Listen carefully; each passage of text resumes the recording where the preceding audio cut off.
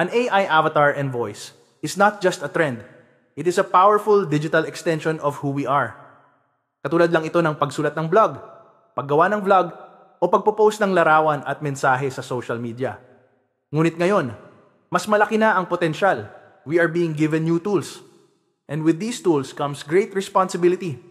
Kailangan nating matutong gamitin ang teknolohiya, hindi lang para sumabay sa uso, kundi para maghatid ng kabutihan, para magturo, magmulat, at magbigay ng pag-asa.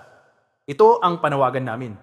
Gamitin natin ang AI to uplift, not to mislead, to inspire, not to divide, to build, not to break. Kaya iniimbitahan namin kayo, maging bahagi ng Certified AI Creators Program. Kung handa kang matuto, magsimula, at magpabago, message us today. Sama-sama tayong lumikha ng positibong pagbabago.